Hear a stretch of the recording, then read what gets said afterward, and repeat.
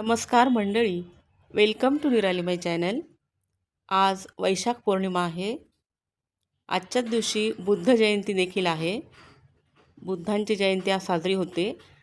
तर त्यानिमित्ताने भगवान बुद्धांची कथा आपल्यासोबत शेअर करते. वैशाखी पौर्णिमेला सिद्धार्थ गौतमाला ज्ञानप्राप्ती झाली. तो बुद्ध झाला म्हणून त्या दिवशी बोधी जयंती किंवा बुद्ध जयंती साजरी करतात. गौतम बुद्धांनी बौद्ध धर्म स्थापन केला.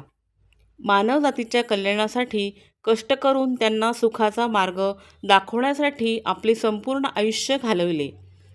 या थोर महात्म्याचा जन्म इसवी पूर्वी 563 झाला.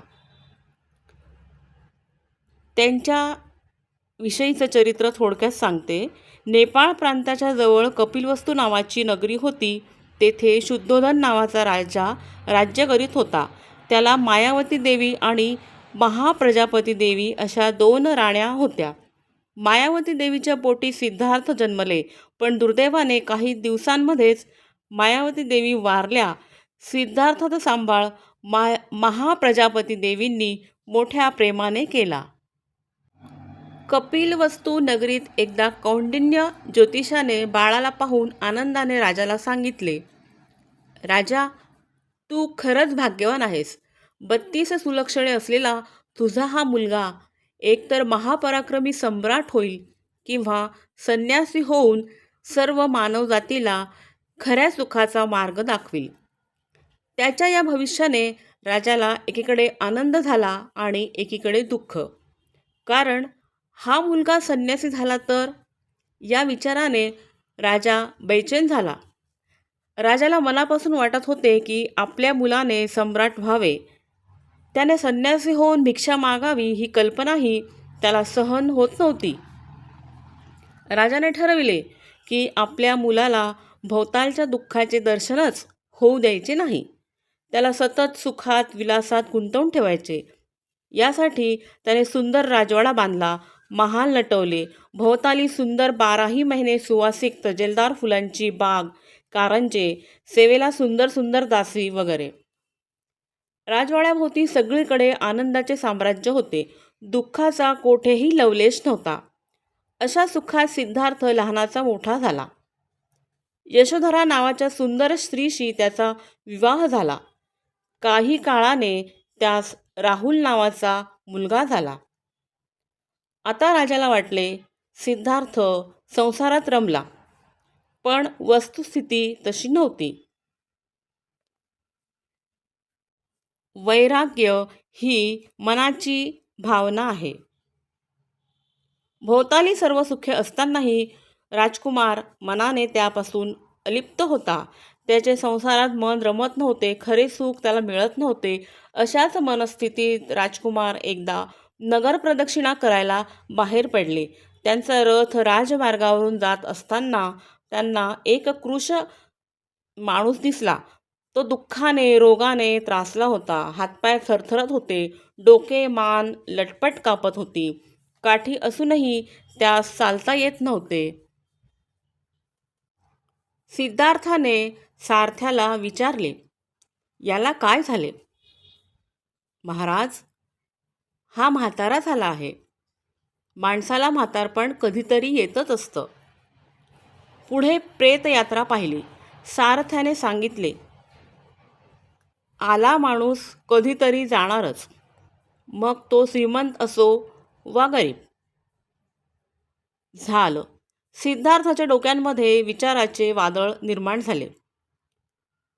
माणसाचे जीवन दुःखमय आहे. त्यास खरी सुख शांती समाधान कशाने मिळेल? साऱ्या मानवजातीसाठी सुखाचा मार्ग कसा शोधता येईल यासाठी ते ध्यानमग्न राहू लागले. त्यांचे पत्नी आणि मुलामध्ये संसारामध्ये चित्त लागेना. अखेर या सगळ्या सुखाचा त्याग करून ते खऱ्या सुखाच्या शोधासाठी राजवाड्याबाहेर पडले. खऱ्या सुखाच्या शोधात सिद्धार्थ अनेक वर्षे भटकत होता. त्यांनी यासाठी खूप देहदंड सोसले, घोर तपश्चर्या केली. शरीर क्षीण झाले. शरीराला ग्लानी आली. तेव्हा सुजाता नावाच्या स्त्रीने त्यांना खीर खायला घालून शुद्धीवर आणले.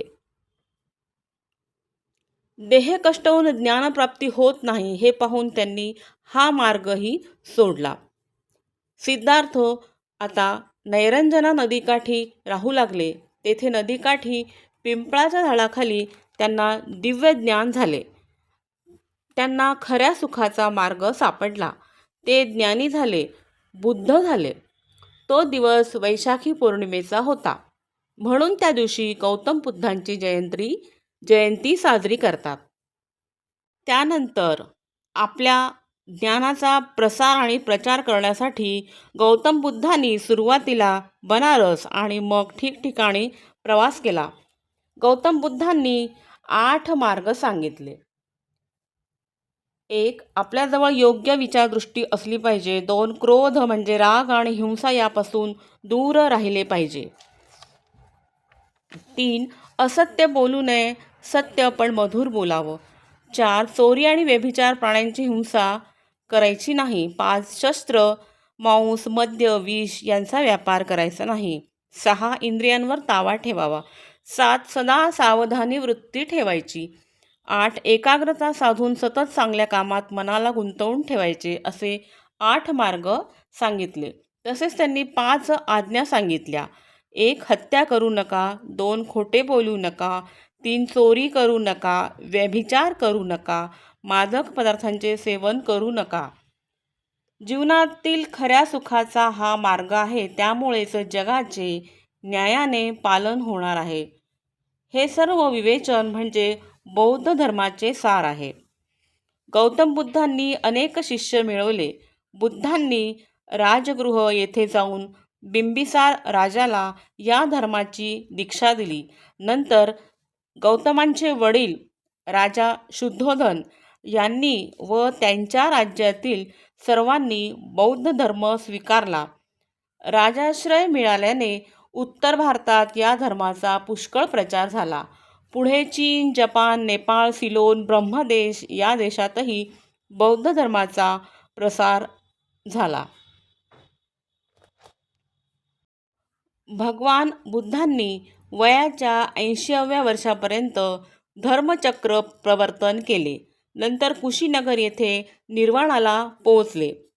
गौतम बुद्धांचे शिष्य आज असे म्हणतात, गुरुने दिला ज्ञानरूपी वसा, आम्ही चालवू हा पुढे वारसा. तर ही गौतम बुद्धांची माहिती आणि कथा थोडक्यात सांगितली. माहिती कशी वाटली ते कमेंट करून नक्की सांगा.